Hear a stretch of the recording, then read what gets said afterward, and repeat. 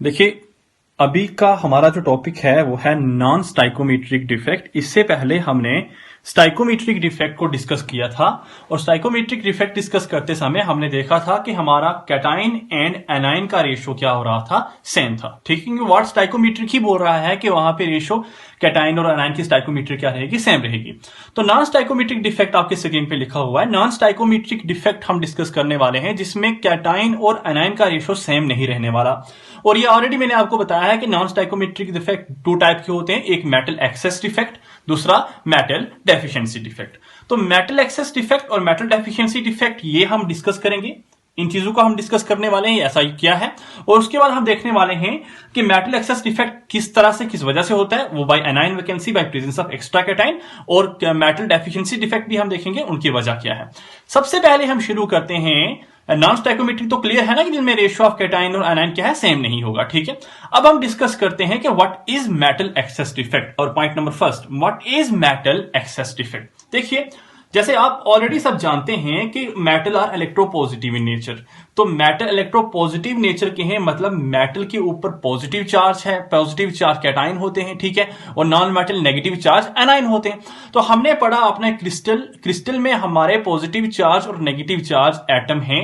अब जिनमें positive charge वाले एटम होंगे वो कहलाते हैं मेटल एटम, और नेगेटिव चार्ज वाले नॉन मेटल एटम कहलाते हैं। ठीक है, तो मेटल एक्सेस डिफेक्ट मतलब positive charge access defect. Metal excess defect का मतलब पॉजिटिव चार्ज एक्सेस डिफेक्ट ही तो हुआ, क्योंकि पॉजिटिव चार्ज ही तो मेटल है। ठीक है, क्योंकि metal are electropositive in nature. तो जो जो एटम पॉजिटिव चार्ज वाले वो क्या कहलाए, मेटल कहलाए। और पॉजिटिव चार्ज वाला एटम एक्सेस कैसे हो सकता है, उसके दो कारण हैं। पॉजिटिव चार्ज वाला दो तरीके से एक्सेस हो सकता है। एक तो आपका बिल्कुल परफेक्ट क्रिस्टल है जिसमें जितने पॉजिटिव चार्ज हैं उतने नेगेटिव चार्ज हैं।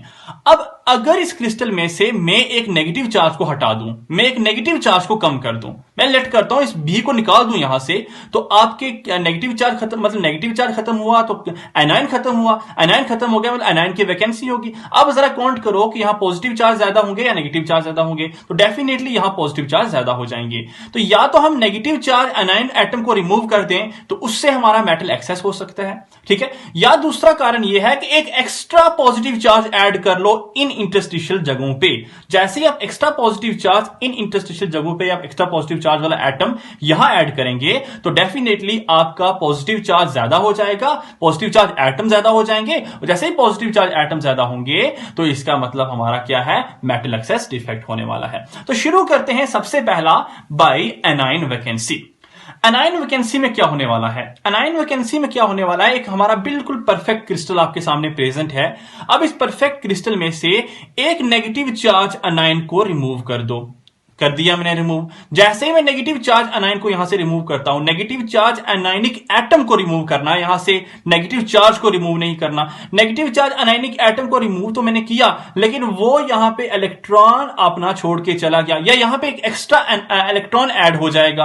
अब एक्स्ट्रा इलेक्ट्रॉन क्यों ऐड होगा, बिकॉज हमें क्रिस्टल को न्यूट्रल रखना है, क्रिस्टल को हमने इलेक्ट्रिकली न्यूट्रल मेंटेन करके रखनी पड़ेगी। दैट्स वाई यहां पे नेगेटिव चार्ज एक इलेक्ट्रॉन यहां पे ऐड करना है। अब हुआ कैसे, जरा मैं डिटेल में जाता हूं, आपको बताता हूं। फॉर एग्जाम्पल, इसकी एग्जाम्पल देखिए, एग्जाम्पल लेके मैं डिस्कस करता हूं। एग्जाम्पल है when NaCl crystal, when NaCl crystal, जब NaCl क्रिस्टल, ये हमारा NaCl, ये Na पॉजिटिव मान लीजिए, ये Cl नेगेटिव मान लीजिए। जहां जहां B है और जहां जहां भी B है उसे आप Cl नेगेटिव मानिए, और जहां जहां A पॉजिटिव है उसे Na पॉजिटिव मानिए, ठीक है। When NaCl crystal is heated with sodium vapour, Na vapour, ठीक है। Na वेपर मतलब सोडियम गैस होगी, वेपर स्टेट में तो गैस होती है, ठीक है। तो ये हमारा Na सोडियम वेपर है। सोडियम वेपर को हमने हीट किया, ये हमारा इलेक्ट्रॉन लॉस करेगा क्योंकि इलेक्ट्रोपॉजिटिव एलिमेंट है, तो इलेक्ट्रॉन लॉस करेगा, अपना ऑक्टेट कंप्लीट करेगा, स्टेबल हो जाएगा Na पॉजिटिव, ठीक है, Na पॉजिटिव। अब जैसे ही Na पॉजिटिव यहां पे बना, Na पॉजिटिव इस क्रिस्टल में से B को हमने क्या कहा, Cl नेगेटिव। Na पॉजिटिव इस क्रिस्टल में से किसी B नेगेटिव को, मतलब किसी भी Cl नेगेटिव को यहां से उठाएगा। जैसे ही Na पॉजिटिव यहां से किसी Cl नेगेटिव को उठाएगा तो बन जाएगा क्या, हमारा NaCl, लेकिन यहां हमें पता है कि एक इलेक्ट्रॉन एक्स्ट्रा बच गया, वही एक इलेक्ट्रॉन एक्स्ट्रा जहां से Cl निकला था उसकी जगह ले लेगा। तो क्यों? क्या इलेक्ट्रिकल न्यूट्रलिटी भी हमें मेंटेन करके रखनी पड़ती है। तो ये एग्जांपल हुई हमारी किसकी? बाय एनाइन वैकेंसी की। एनाइन वैकेंसी में आपने देखा कि हमारा नेगेटिव चार्ज एटम रिमूव हो गया बाहर, लेकिन नेगेटिव चार्ज एटम के रिमूव होने के बाद भी हमें क्रिस्टल की न्यूट्रलिटी मेंटेन करके रखनी पड़ती है। तो ये थी example NaCl crystal is heated with Na positive, किसकी एग्जांपल? एनाइन वैकेंसी की। अब बहुत ही इंपॉर्टेंट बात है, बड़ी ही इंपॉर्टेंट कंसेप्ट है कहीं कंपीटेटिव एग्जाम के लिए, वो ये कंसेप्ट है कि जिस जगह से इलेक्ट्रॉन निकला, जिस जगह से एटम निकला और जिस जगह पे एक इलेक्ट्रॉन प्रेजेंट है, एक इलेक्ट्रॉन मतलब अनपेयर्ड इलेक्ट्रॉन, उस जगह को हम बोलते हैं एफ सेंटर। क्या बोला जाता है? F centre. मतलब मैं कह रहा हूं जिस भी जगह से एटम निकलेगा और वहां अनपेयर्ड इलेक्ट्रॉन प्रेजेंट होगा, उस जगह को एफ सेंटर बोलते हैं। एफ सेंटर क्या कहां से आया? जर्मन वर्ड है, एक जर्मन वर्ड जिसका मतलब होता है फैब्रे सेंटर। और फैब्रे सेंटर का मतलब होता है क्या? कलर।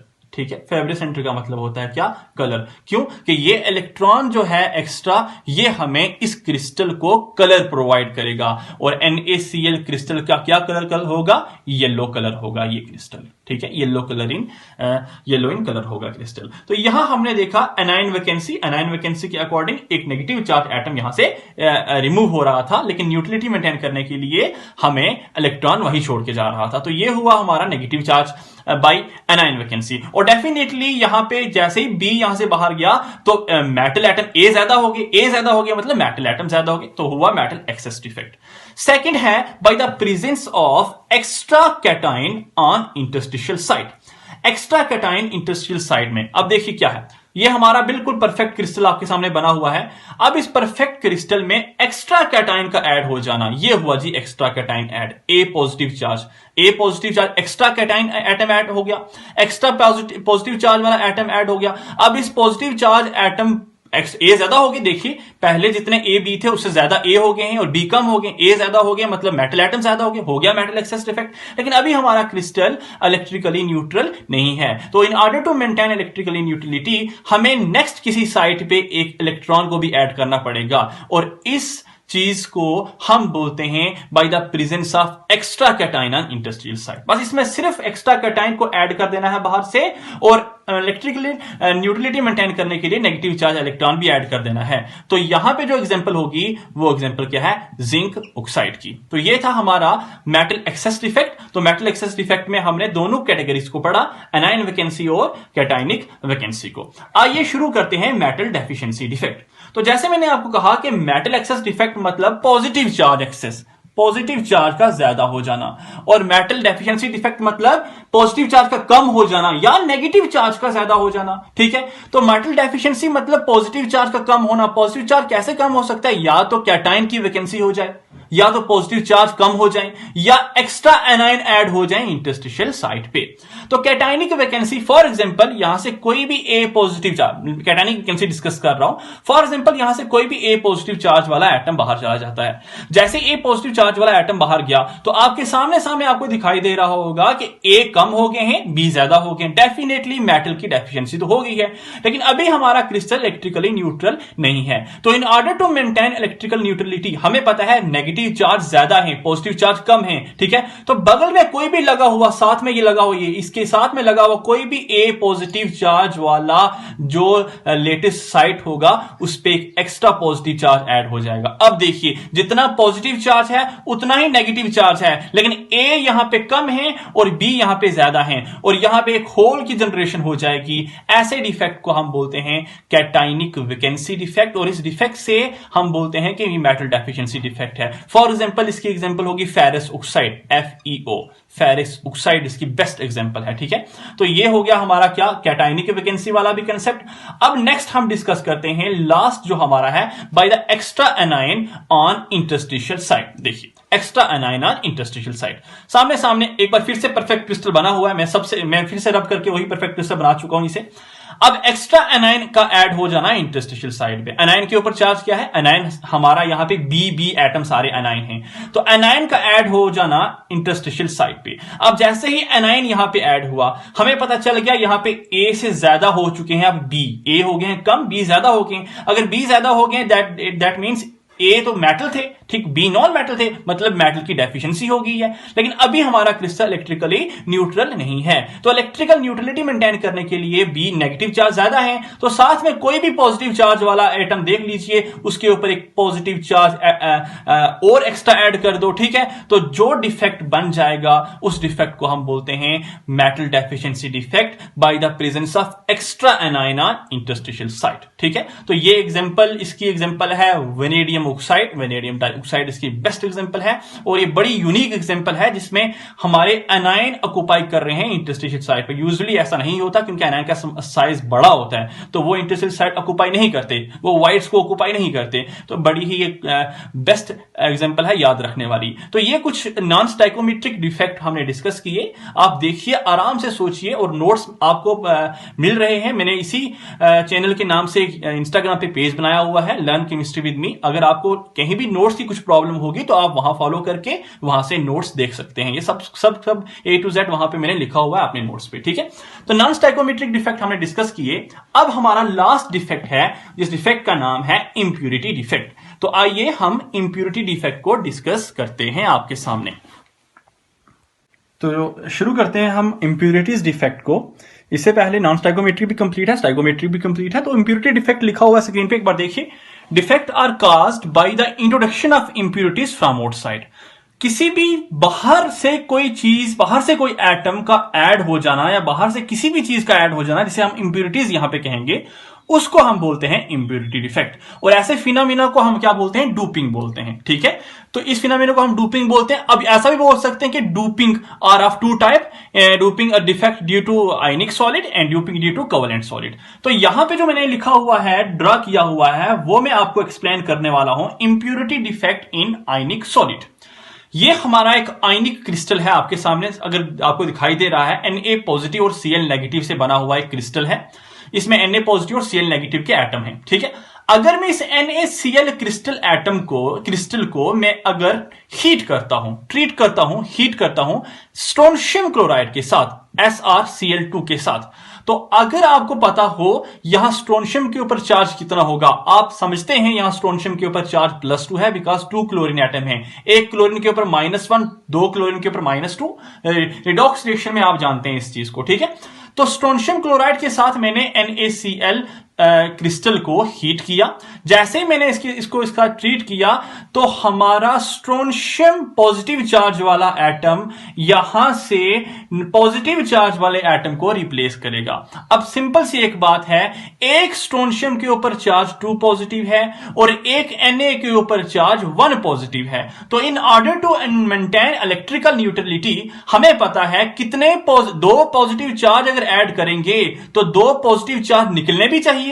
दैट्स वाई होता यहां पे क्या है, ऐसा यहां एक स्ट्रोंशियम एटम के बदले कितने सोडियम एटम एलिमिनेट हो जाते हैं? 2 सोडियम एटम एलिमिनेट हो जाते हैं। फॉर एग्जांपल, मैं यहां पे स्ट्रोंशियम ऐड कर रहा हूं, तो स्ट्रोंशियम के ऊपर चार्ज है 2 पॉजिटिव, लेकिन अब हमारी इलेक्ट्रिकल न्यूट्रलिटी मेंटेन नहीं है, बिकॉज हमें पता है इस क्रिस्टल के ऊपर पॉजिटिव चार्ज ज्यादा है as compare to negative charge. That's why एक और Na पॉजिटिव चार्ज का एटम वहां से एलिमिनेट हो जाएगा, और जहां से वो एलिमिनेट होगा वहां पे एक होल छोड़ के चला जाएगा, और इस इफेक्ट को हम बोलते हैं क्या?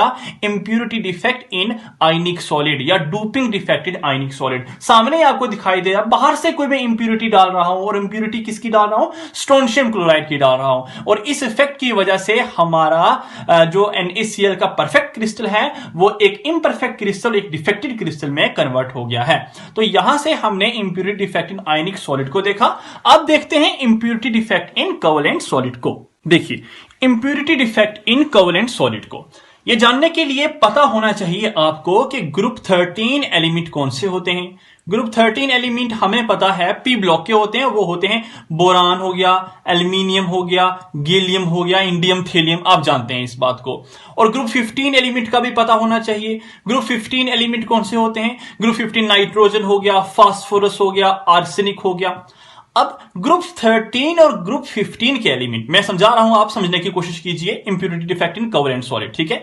ग्रुप 13 और ग्रुप 15 के एलिमेंट अगर इंटर कर जाएं एक ऐसे क्रिस्टल में जो कि किसका क्रिस्टल है, ग्रुप 14 का क्रिस्टल है। और ग्रुप 14 कौन कौन से एलिमेंट होते हैं? फॉर एग्जाम्पल हमें पता है सिलिकॉन, जर्मेनियम एटसेट्रा। मैं दोबारा से रिपीट करने वाला हूं, अगर ग्रुप 13 और ग्रुप 15 में से कोई भी एलिमेंट ग्रुप 14 के एलिमेंट के क्रिस्टल के बीच इंटर कर जाए, ठीक है, तो वहां पे जो डिफेक्ट काज करेगा उस डिफेक्ट को हम बोलते हैं impurity defect in covalent solid. अब जरा समझने की कोशिश कीजिए, ग्रुप 14 किस फैमिली से बिलोंग करता है? कार्बन फैमिली से। Carbon, silicon, germanium. हां, तो कार्बन के वैलेंस इलेक्ट्रॉन कितने हैं? हम जानते हैं कार्बन के वैलेंस इलेक्ट्रॉन 4। अगर कार्बन की वैलेंसी या बैलेंस इलेक्ट्रॉन 4 है तो सिलिकॉन की वैलेंसी या बैलेंस इलेक्ट्रॉन भी तो 4 होगा।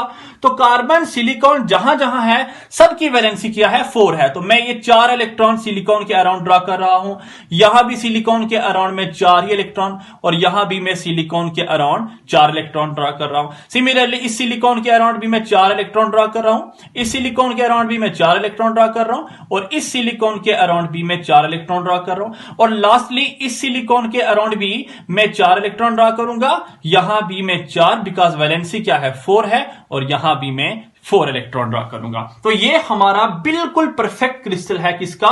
ग्रुप 14 का। ग्रुप 14 का ये बिल्कुल परफेक्ट क्रिस्टल है। अब इस ग्रुप 14 के परफेक्ट क्रिस्टल में अगर मैं क्या करता हूं, ग्रुप 15 का कोई एलिमेंट डाल देता हूं। ग्रुप 15 का एलिमेंट मतलब कौन सा एलिमेंट हो सकता है? सर ग्रुप 15 का एलिमेंट फास्फोरस हो सकता है, ग्रुप 15 का एलिमेंट आर्सेनिक हो सकता है। अब हम जानते हैं कि ग्रुप 14 के वैलेंस इलेक्ट्रॉन अगर 4 हैं तो ग्रुप 15 के वैलेंस इलेक्ट्रॉन कितने होंगे? 5 तो होंगे। तो मैं क्या करता हूं, आप सब जानते हैं ग्रुप 15 के वैलेंस इलेक्ट्रॉन 5 हैं, तो मैं सिलिकॉन को हटा के ग्रुप 15 का एलिमेंट आर्सेनिक डाल रहा हूं। हम जानते हैं यहां पे अगर सिलिकॉन था तो उसके वैलेंस इलेक्ट्रॉन कितने थे? 4 थे। लेकिन जैसे ही यहां से सिलिकॉन हट गया, आ गया आर्सेनिक। आर्सेनिक के वैलेंस इलेक्ट्रॉन कितने हैं?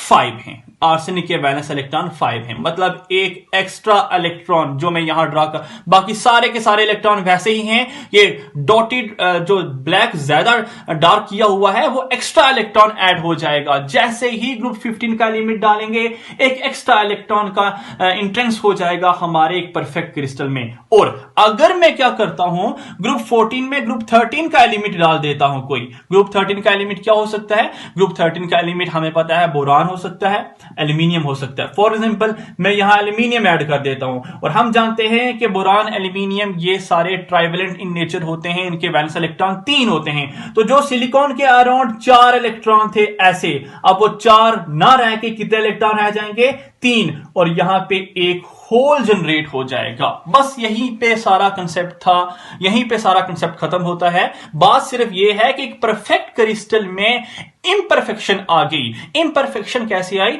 या तो ग्रुप 15 के एलिमेंट ने 14 में ऐड करके इंपरफेक्शन डाली, या ग्रुप 13 के एलिमेंट ने 14 में ऐड करके इंपरफेक्शन डाली। तो जो डिफेक्ट अराइज होगा उस डिफेक्ट को हम क्या बोलते हैं? Impurity defect in covalent solid. याद रखने वाली एक बात है, impurity defect in covalent solid. अच्छा, एक और चीज आपको बता दूं मैं आपको, जब ग्रुप 14 के एलिमेंट में ग्रुप 15 का एलिमेंट डालेंगे तो जो डिफेक्ट होगा, ठीक है, उस डिफेक्ट, अच्छा पहले एक और बात याद रखिए, ये हमारा एक बिल्कुल परफेक्ट था, बिल्कुल एक परफेक्ट था, और ये हमारा इंसुलेटर था। अब इसमें हमने जैसे ही कुछ ग्रुप 15 का एलिमेंट डाला तो ये चेंज होके कन्वर्ट हो गया कंडक्टर में, ठीक है। तो कोई चीज कभी इंसुलेटर कभी कंडक्टर का काम करे उसे हम सेमीकंडक्टर बोलते हैं, ठीक है। तो ये जिसमें हमारा ग्रुप 14 एलिमेंट ग्रुप 15 में ऐड करेंगे या ग्रुप 15 एलिमेंट ग्रुप 14 में ऐड करेंगे तो जो सेमीकंडक्टर होगा उस सेमीकंडक्टर का नाम है एन टाइप सेमीकंडक्टर। क्या नाम होगा? N type semiconductor. और जो हमारा ग्रुप 13 जब ग्रुप 14 में ऐड होगा तो जो नाम होगा वो नाम क्या होगा? वो होगा हमारा पी टाइप सेमीकंडक्टर। यहां इसका नाम क्या होने वाला है? P type semiconductor. और यहां इसका नाम क्या होने वाला है? N type semiconductor. चलिए एन टाइप और पी टाइप सेमीकंडक्टर क्यों दिया ये भी देख लीजिए। एन टाइप और पी टाइप सेमीकंडक्टर का नाम क्यों आया? बिकॉज हमें पता है यहां पे एक नेगेटिव चार्ज एक्स्ट्रा ऐड हो गया। एन का मतलब नेगेटिव चार्ज का फ्लो हो रहा है, यहां एक negative charge electron extra add हो गया है और नेगेटिव चार्ज के फ्लो से ही इलेक्ट्रिसिटी कंडक्ट होगी इस केस में, ठीक है। और दैट्स वाई इसको एन टाइप सेमीकंडक्टर बोलते हैं। और यहां पे पी टाइप क्यों आया? बिकॉज हमें पता है यहां जो इलेक्ट्रिकल कंडक्टिविटी होगी वो फ्लो ऑफ होल की वजह से होगी और होल को हम यहां as a positive charge treat करेंगे। दैट्स व्हाई यहां इस टाइप के सेमीकंडक्टर को पी टाइप सेमीकंडक्टर भी कहते हैं। याद रखने की एक बात है आपको, आप याद रखिए अगर आपको कंफ्यूजन है, ग्रुप 14 अगर ग्रुप 14 में ग्रुप 15 ऐड करेंगे तो एन टाइप सेमीकंडक्टर, अगर ग्रुप 14 में ग्रुप 13 ऐड करेंगे तो पी टाइप सेमीकंडक्टर। ग्रुप 14 से आगे जा रहे हैं, नेक्स्ट जा रहे हैं, that's why N type semiconductor भी बोल सकते हैं याद रखने के लिए। और ग्रुप 14 से प्रीवियस की तरफ जा रहे हैं तो पी टाइप सेमीकंडक्टर ग्रुप 13 के लिए, ग्रुप 14 के लिए बोल सकते हैं। तो यहां से भी एक ट्रिक बन सकती है इसे याद करने की। तो यहां पे मुझे लगता है इंप्योरिटी डिफेक्ट और बाकी सारे डिफेक्ट खत्म होते हैं। आई होप ये लेक्चर भी आपको क्लियर हुआ होगा। तो इसके बाद जो लेक्चर है हमारा एक दो टॉपिक बचते हैं, हम वो डिस्कस करेंगे और हमारा यूनिट खत्म करने के बाद हम नेक्स्ट यूनिट शुरू करेंगे, हमारा जो सेकंड यूनिट है। Thank you.